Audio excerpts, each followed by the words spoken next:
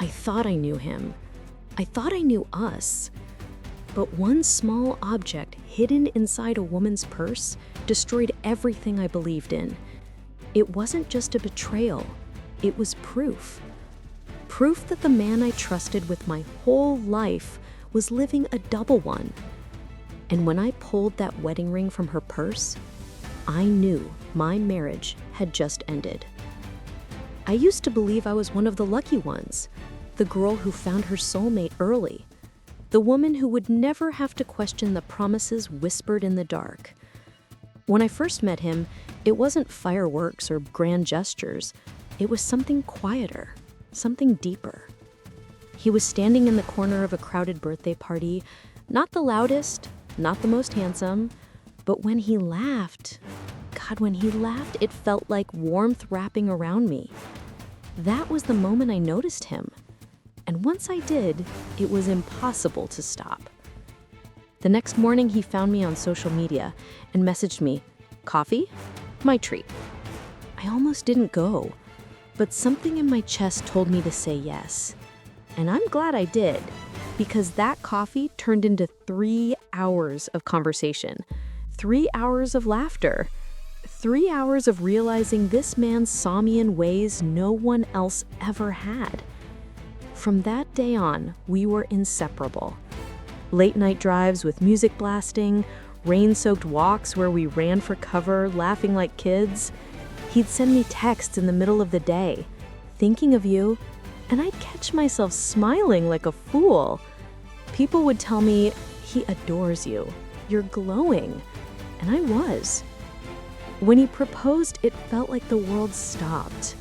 He took me to the little park where we had our first picnic, got down on one knee, and with trembling hands said, "Forever, just you and me." Tears streamed down my face before I even said yes. That night, I slept with the ring still on my finger, clutching it like proof that dreams do come true. Marriage was everything I thought it would be. We had routines, little ones that made me feel safe. He brewed my tea just the way I liked it, 2 sugars, no milk. He remembered every small detail, like how I always needed a blanket when watching movies, or how I hated the sound of ticking clocks. He even remembered my grandmother's birthday once when I had forgotten. Who does that? Only someone who truly, deeply cares. I would look at him sometimes and think, this is it. This is what people mean when they say home isn't a place, it's a person. But maybe that's the danger of happiness. You get so comfortable, so certain, that you stop noticing the shadows creeping in. You tell yourself everything is fine because you can't imagine it not being fine. The first sign was small. He started coming home later than usual. At first it was just 30 minutes, then an hour, then entire evenings explained away with, "Work was crazy today." I believed him. Of course I believed him. He was my husband, the man who had promised me forever. Then came the phone calls he took in another room, the new cologne I didn't recognize, the moments when I'd catch him staring off, his smile faint, his thoughts miles away. I told myself it was stress. I told myself marriage had phases. I told myself stories to protect my heart. But deep down, a whisper had started. A whisper I didn't want to hear. One night, I made his favorite dinner, homemade pasta, garlic bread, the works. I wanted to remind us of us, remind him of who we were. I waited. The food went cold. The candles burned out.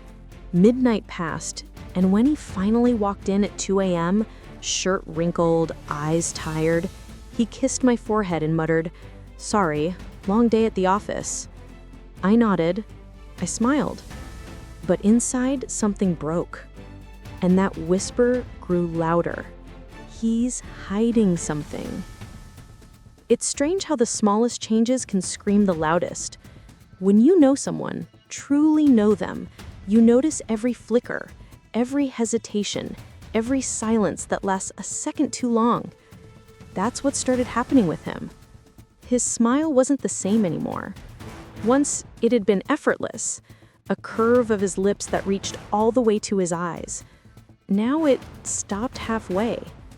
His laughter, the kind that used to spill out of him freely, suddenly sounded like an imitation of joy, like he was performing happiness instead of feeling it. And his eyes told stories he wasn't brave enough to speak. They used to look at me with certainty, with warmth. Now when I caught them, they darted away, like he was hiding something I wasn't supposed to see. At first, I told myself it was work. Everyone gets tired, right? Everyone goes through phases where life weighs too heavy. But the excuses piled up, and my heart knew what my mind refused to accept. His phone became a barrier between us. He never left it unattended, not on the couch, not on the nightstand, not even on the bathroom counter. It was always in his pocket, always face down. One evening I teased him, "Why so protective? Got government secrets on there?" I meant it as a joke, but he didn't laugh. He looked at me sharply, like I had crossed an invisible line. Then he forced a smile and muttered, "Just work emails. You wouldn't care." But I did care. Because work emails don't make you smirk at midnight. Work emails don't make you lock your phone with a new password you never share. Work emails don't make you whisper into the screen like you're confessing something intimate. I wanted to ask. God, I wanted to shake him and demand answers. But instead, I bit my tongue. Because part of me was terrified of what I might hear. The distance between us grew quietly. Dinners became silent, with me pushing food around my plate while he scrolled through his phone. Our conversations felt rehearsed, as if he had memorized lines before walking through the door. "Busy day?" I'd ask. "The usual," he'd reply. And that was it. Nothing more, nothing less. One night, while he was in the shower, his phone buzzed on the nightstand. I swear I wasn't snooping. I wasn't searching for proof. But when the screen lit up, my eyes betrayed me before I could turn away. It was a message from someone whose name I didn't recognize. A simple sentence, ordinary words, but at the end, there was a red heart emoji. A heart. I froze. My breath caught in my throat, my hands trembling as though I'd touched fire. My chest tightened, and suddenly the walls of our bedroom felt like they were closing in on me. When he walked out of the bathroom, towel around his waist, steam following him, I quickly turned away from the phone. I smiled, pretending nothing was wrong. He kissed my cheek, and I fought every urge to push him away. That night, as we lay in bed, I stared at the ceiling, listening to his steady breathing. My mind replayed that message over and over, branding it into my memory. I wanted to ask, who is she? Why is she sending you hearts? Why do you look at your phone with a smile you no longer give me? But the words got stuck in my throat. Instead, I lay there in silence, drowning in doubt, pretending to be asleep while my heart screamed the truth. And in that silence, one thought kept echoing in my head, louder than his breathing, louder than my fear. He isn't mine anymore. I remember that evening so clearly, as if my mind etched every detail into stone. I had decided to fight for us. Maybe I was naive, maybe even desperate, but I thought if I reminded him of the love we once had, it would pull him back. It had to. So I planned a surprise dinner. His favorite pasta simmered on the stove, garlic bread baked in the oven, and I opened the bottle of wine we'd been saving for something special. I even lit candles, the soft glow making the room feel warm, romantic, like us in the beginning. I put on the dress he once said made me look like I was the reason he believed in love. I wanted him to see me, to remember me. But as I was setting the table, I noticed his jacket draped carelessly over a chair. That struck me as odd. He was always meticulous, always careful about where he left his things. Something about it felt out of place. I picked it up, ready to hang it properly in the closet. And that's when it hit me. A scent. Not mine, not ours. A perfume, sweet and floral, clinging to the fabric like a secret. My chest tightened, my hands trembling as I pressed the jacket to my face just to be sure. But there was no denying it. This wasn't cologne or detergent or the smell of our home. This was her, whoever she was. I stood there frozen, my breath pounding in my ears. For a moment I thought I would crumble right there on the floor. But instead, I hung up the jacket, wiped my tears, and forced a smile onto my face. Because I wasn't ready to confront him. Not yet. Not without proof. When he finally came home, 2 hours later than he promised, he smiled at the sight of the dinner table. But it wasn't the smile I remembered. It was polite, almost apologetic. He kissed my forehead and said, "You didn't have to do all this." But I had to. I was clinging to us with everything I had. We ate, we laughed, we pretended. And the whole time, that perfume lingered in my mind, wrapping tighter and tighter around my chest until it was hard to breathe. Later that night, my best friend dropped in unexpectedly. She was full of energy, her usual self, sipping wine and gossiping about her week. I smiled, I nodded, I played along. And then casually she said something that made my blood run cold. She had seen my husband a few days ago at a cafe, not alone, with a woman. She didn't say it with judgment, just curiosity. Maybe it was nothing, she suggested. A work colleague perhaps. But her tone, her eyes, they told me she was wondering the same thing I was. I laughed it off, pretended it was no big deal. But inside I was unraveling. A cafe, a woman, a perfume, a late night. The puzzle pieces were starting to fit together and the picture they painted was one I didn't want to see. That night when I lay in bed next to him, staring at the ceiling, I knew. I knew I couldn't ignore the truth anymore. The perfume, the cafe, the heart emoji, it wasn't just my imagination. It wasn't just stress. Something was happening. And if I wanted to survive it, I needed proof. I never expected the truth to come crashing into me the way it did. It was a Saturday afternoon. The air was warm, sunlight spilling through the curtains, but my chest felt heavy with shadows. My best friend had stopped by again, this time with her oversized tote bag slung casually over her shoulder. She tossed it on the couch like she always did, laughing about something silly she'd seen on the way over. On the outside, everything was normal, but inside, I felt uneasy. That perfume, that same sweet floral scent, it lingered in the air as she sat down, strong enough to stir every doubt in my heart. I smiled, but it was forced. My hands fidgeted with the hem of my shirt. My mind screamed questions I wasn't ready to ask. At one point, she excused herself to the bathroom, leaving her bag wide open on the couch. I don't know what came over me. My pulse raced, my hands trembled, but it was like some invisible force pulled me closer. I told myself, just a peek, just enough to put my mind at ease. But deep down, I knew. I knew I was about to find something I couldn't unsee. I leaned over, peered inside, and there it was. A small, velvet pouch. Dark navy, soft to the touch, like something you'd get from a jeweler. My heart sank before I even opened it. With shaking hands, I pulled the drawstrings. And there, gleaming in the dim light of my living room, was a wedding ring. Not just any ring, his ring. My husband's. The one that should have been on his finger, but hadn't been for weeks. I used to believe his excuses about the ring feeling tight, about leaving it in the bathroom, about misplacing it somewhere in the house.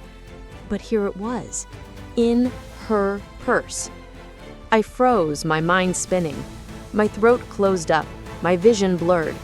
My heart pounded so hard, I thought it might burst out of my chest. 1,000 memories flashed before me at once.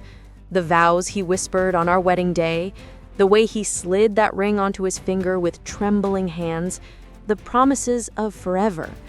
And now, forever was sitting in her purse. I wanted to scream. I wanted to throw the ring at her face when she walked back in, but instead, I tucked it quickly back inside, my fingers burning as though it had seared my skin.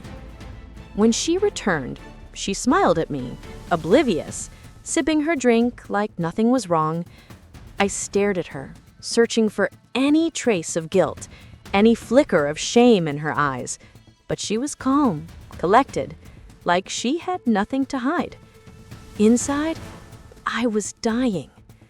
The rest of her visit passed in a blur. I barely heard her words, barely felt her hugs goodbye. All I could think about was that ring, heavy with betrayal, resting in the bottom of her bag. When the door closed behind her, I collapsed onto the floor, sobbing into my hands. It wasn't just suspicion anymore. It wasn't paranoia. It was real. The man I loved, the man I trusted, the man I built a life with, was hiding pieces of himself inside her purse. And the woman I called my best friend, my sister in all but blood, was the one holding on to his promises. I stared at the door she had just walked out of, my tears drying into something colder, sharper. Pain turned to anger, and anger turned to resolve. If they thought I would stay silent, they didn't know me at all. I didn't sleep that night. Every time I closed my eyes, all I could see was that velvet pouch, that ring, his ring, nestled in her purse like it belonged there. By morning, I wasn't just heartbroken, I was boiling with a quiet rage. No more pretending, no more brushing aside the late nights and the excuses. I needed answers, and I needed them now. So I waited for him. He came home later than usual, his tie loosened, his phone already tucked deep into his pocket. He kissed my cheek like nothing was wrong, but I didn't flinch this time. Instead, I placed the purse on the kitchen table, the same purse that she had left behind when she forgot it at my house the day before. He froze the moment he saw it. I didn't scream, I didn't cry.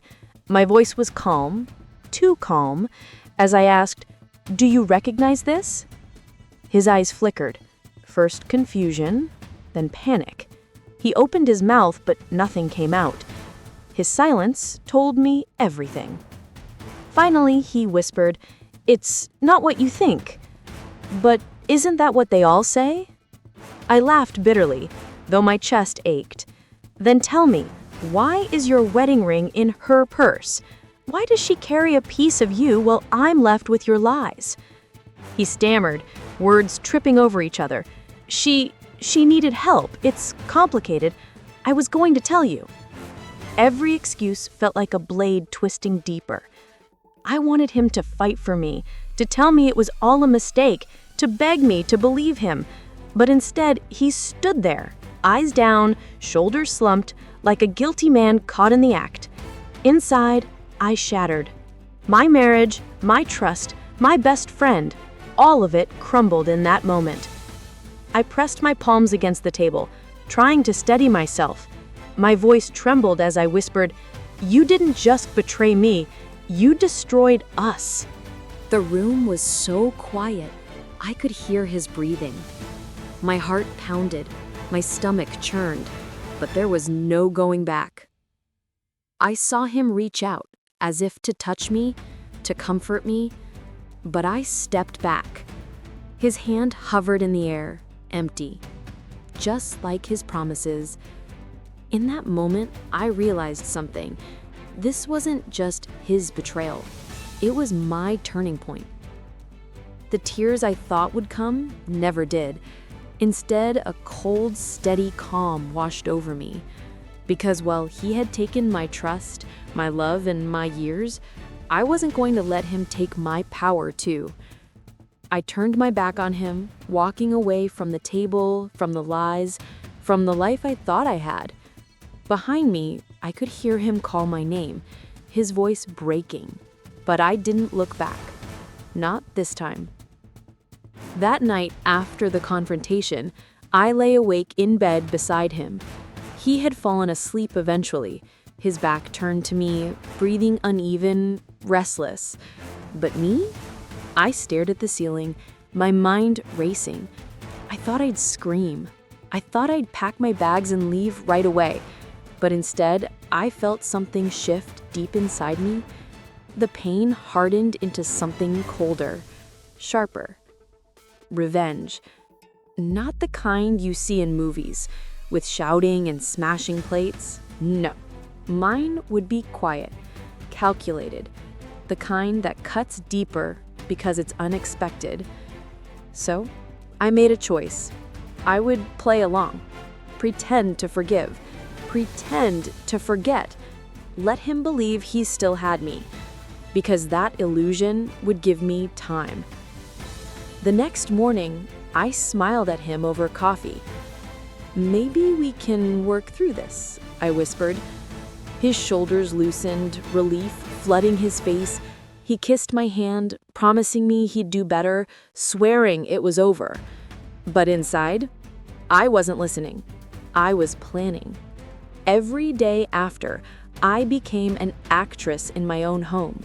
I laughed at his jokes, cooked his favorite meals, even let him hold me at night. On the surface, I was his wife again.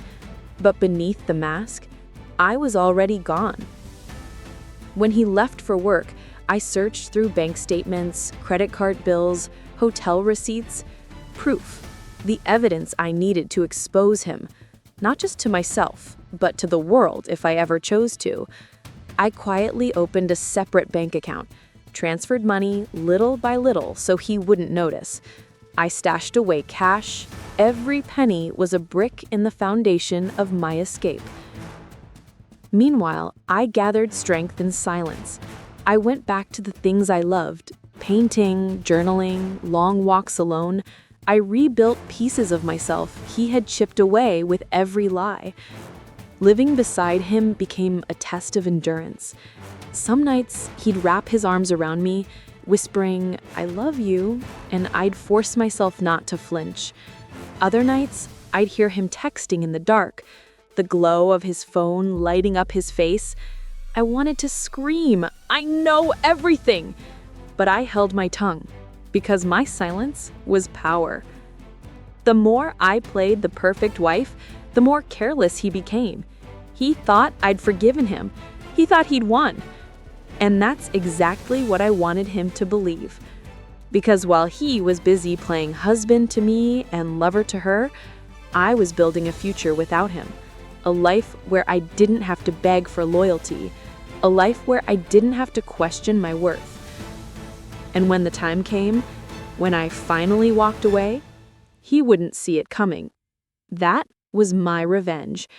Not rage, not violence, but freedom. The day I left didn't look like a storm. There was no shouting, no broken glass, no neighbors hearing the chaos through the walls. It was quiet, almost too quiet, like the calm after a fire burns everything down. I had been planning it for weeks, every detail memorized. The documents I needed were already tucked away in my bag. The money I saved was sitting safely in my account. My clothes were neatly folded into a single suitcase hidden in the closet. That morning, I watched him leave for work, kissing me goodbye with lips that once meant the world to me. He smiled, oblivious, promising he'd be home early. I smiled back, nodding, knowing he'd never see me there again. The moment the door closed behind him, I exhaled. My hands shook, but not from fear, from freedom. I moved quickly, like a woman on a mission. I packed the suitcase, zipped it up, and took a last walk through the house we had built together. Every corner held memories. Our first Christmas, the birthday surprise he once planned, the nights we danced in the kitchen for no reason. But those memories felt hollow now, like faded photographs of strangers I barely recognized. I paused in the bedroom, staring at the framed wedding photo on the nightstand. My younger self smiled back at me, full of hope, clutching the hand of a man I thought would protect me forever. My throat tightened. "I'm sorry," I whispered to her, "but it's time to let go."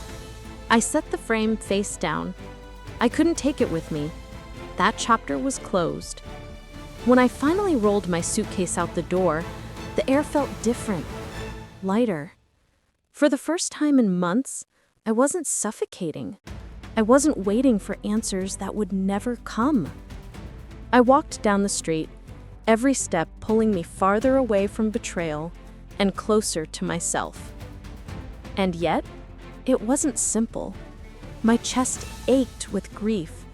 Tears blurred my vision as I thought about the years I'd given him, the pieces of myself I'd sacrificed. Love doesn't disappear overnight. It lingers like smoke after a fire, clinging to your skin even when the flames are gone. But beneath the pain was something stronger. Relief. I was free. That evening, I checked into a small hotel with money he didn't know I had. I sat on the bed, staring at the ceiling, listening to the silence. It was strange, almost eerie to be alone. No footsteps in the hallway, no phone buzzing with secrets, no lies dripping into my ears. Just me. For the first time in years, just me. When his calls started flooding in hours later, I didn't answer. The messages were desperate, his voice cracking through the voicemail. "Where are you? Please, let's talk. Don't do this." But I didn't respond, because I finally understood. This wasn't punishment. This wasn't revenge anymore. This was survival. Walking away wasn't just about leaving him. It was about reclaiming myself. As I lay in that unfamiliar room, I whispered to the silence, "You didn't break me. You freed me." And in that moment, I knew, though betrayal had burned everything I thought I had, from the ashes, I was building something new, something stronger. Me. When people hear my story, they often ask me the same thing. Why didn't you scream? Why didn't you fight harder to keep him? The truth is, sometimes the loudest strength isn't in shouting, it's in walking away. I used to think love meant holding on no matter what, that marriage meant sacrifice even when it hurt, that loyalty meant ignoring the cracks because you believed in the foundation. But betrayal teaches you a different kind of lesson. It teaches you that love without respect isn't love at all. That trust, once broken, can't be glued back together, not really. And that when someone chooses lies over honesty, they're also choosing to let go of you. I lost years of my life waiting for him to change, waiting for him to see me the way he once did. I silenced my instincts, convinced myself I was paranoid because the thought of losing him scared me more than the thought of losing myself. But in the end, I realized the cruelest betrayal wasn't his, it was mine. Betraying myself by staying silent when my heart was screaming the truth. Leaving wasn't easy. It broke me in ways I didn't know I could be broken, but it also built me back up, piece by piece, stronger, wiser, untouchable. If you've ever found yourself questioning the loyalty of someone you love, listen to that voice inside you. Don't bury it. Don't excuse it away, because your intuition is rarely wrong. And if you've ever been betrayed, let me tell you this. Their lies don't define your worth. Their betrayal doesn't diminish your value. If anything, it shows you just how stronger you are for surviving it. My husband lost me the moment he gave my trust to someone else. And my best friend? She lost me the moment she decided my happiness was less important than her selfish desires. But me? I didn't lose. I found myself. I discovered that walking away isn't weakness. It's the bravest thing you can do when love turns into chains. I learned that forgiveness doesn't always mean reconciliation. Sometimes forgiveness means setting yourself free. And if there's one truth I want you to carry with you, it's this. Never beg to be chosen. Never fight to be loved the way you deserve. And never stay where your soul is slowly dying. Because the moment you choose yourself, the moment you walk away from lies and betrayal, that's the moment you truly begin to live. And that is the moral of my story.